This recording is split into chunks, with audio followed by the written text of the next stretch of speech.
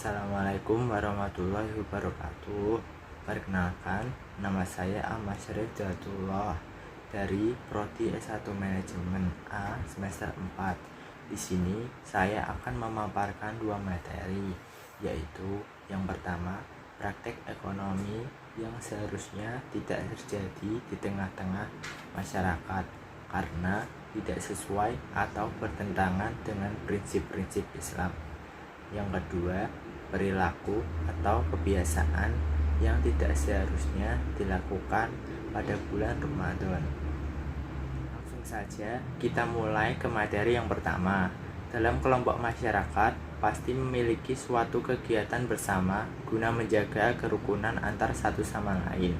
Hal ini sudah ditanamkan dalam Islam, yakni saling mencintai satu sama lain. Salah satunya yaitu arisan. Arisan adalah salah satu bagian dari kegiatan sekelompok masyarakat, khususnya kaum perempuan. Kegiatan arisan merupakan salah satu alternatif kegiatan untuk mengisi waktu luang dan bersenang-senang. Kegiatan arisan diadakan sesuai kesepakatan kelompok. Kegiatan arisan biasanya disertai dengan kegiatan lain dalam suasana kebersamaan.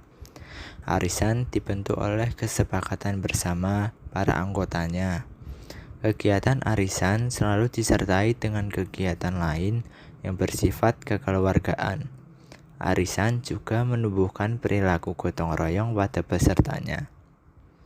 Sebagian kecil ulama mengatakan bahwa hukum arisan adalah haram.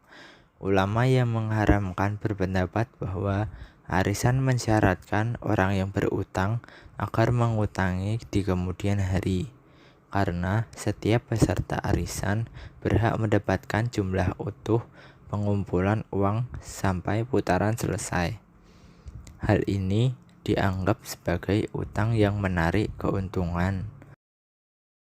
Utang piutang dalam arisan juga dianggap menyalahi prinsip tolong-menolong yang harus didasari keridhaan kepada Allah Subhanahu wa Ta'ala.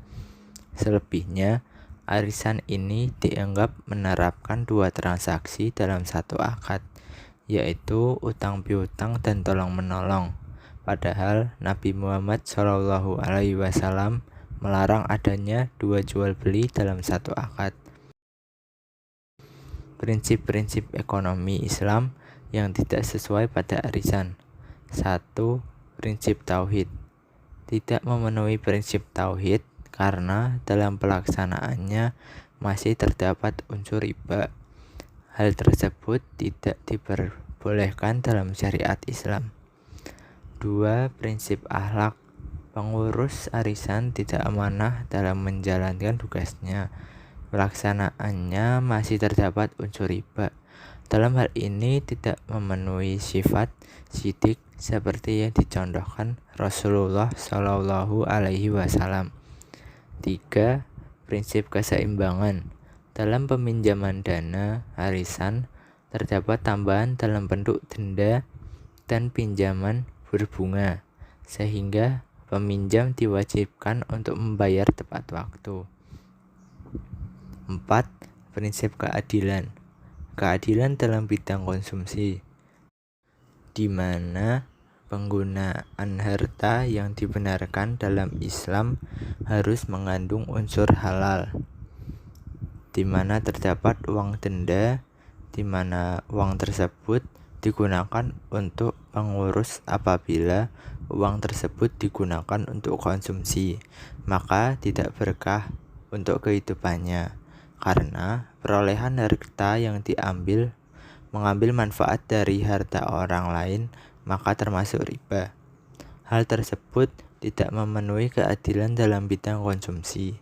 Hal ini termasuk ke dalam unsur kezaliman.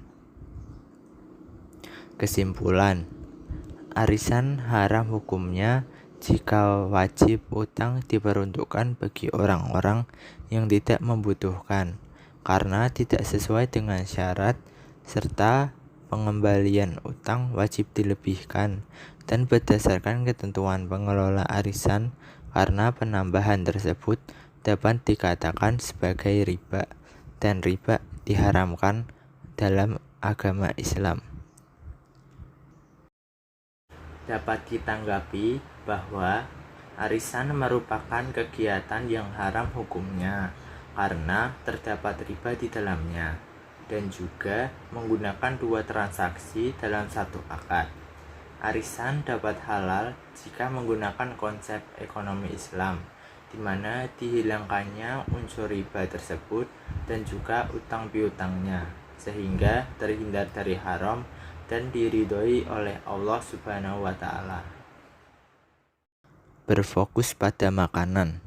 Momen puasa seharusnya bukan menjadi waktu untuk berfokus pada makanan dan lebih khawatir tentang makan lebih banyak daripada melakukan amalan puasa. Padahal seseorang tidak perlu makan sebanyak itu atau hanya sibuk memikirkan tentang menu makanan untuk buka puasa. Makan sahur jauh sebelum sholat subuh. Beberapa orang makan sahur beberapa jam setelah sholat tarawih atau isya. Ini adalah kebiasaan yang keliru. Padahal umat muslim dianjurkan untuk makan sahur mendekati waktu subuh. Ramadan hanya tentang menahan lapar dan haus. Banyak orang berpikir Ramadan hanya tentang tidak makan minum, tetapi melupakan tentang mengendalikan emosi, lupa memperhatikan perkataan kasar, lupa meredam hawa nafsu. Padahal seharusnya itulah yang utama dari melakukan puasa, mampu mengendalikan diri baik secara fisik dan batin. Berkata kasar, Rasulullah Shallallahu Alaihi Wasallam senantiasa menjaga anggota tubuhnya dari perbuatan buruk dan menyimpang. Hadis yang bersumber dari Abu Hurairah radhiyallahu an meriwayatkan Rasulullah Shallallahu Alaihi Wasallam bersabda, di saat seseorang di antara kalian berpuasa, maka jangan berkata kotor dan menyimpang. Jika ada seseorang yang memakinya atau memukulinya, hendaklah ia mengucapkan, sesungguhnya saya sedang berpuasa. Hadis muttafaqun alaihi. Tidur berlebihan. Berpuasa jangan menjadi alasan bagi umat muslim untuk terganggu pekerjaan ataupun waktu istirahatnya. Beberapa orang memanfaatkan puasa untuk tidak bekerja, kurang produktif, dan hanya tidur-tiduran saja dengan dalih lemas. Meski ada hadis yang menyebutkan tidur orang berpuasa adalah ibadah, diamnya adalah tasbih, doanya diterima, dan pahalanya dilipat gandakan. Namun disebutkan oleh 3 perawi bahwa hadis tersebut lemah. Tidur boleh, tapi sewajarnya saja, tidak kurang maupun berlebihan, karena keduanya sama-sama berbahaya bagi kesehatan. Jadi tetap beraktivitas seperti biasa, meski sedang berpuasa. Tidak menjaga lisan. Nabi Muhammad Shallallahu Alaihi Wasallam bersabda, puasa yang benar bukan hanya berpantang dari makanan dan minuman, melainkan puasa yang benar adalah dengan menjauhi diri dari kegiatan yang sia-sia dan pembicaraan cabul.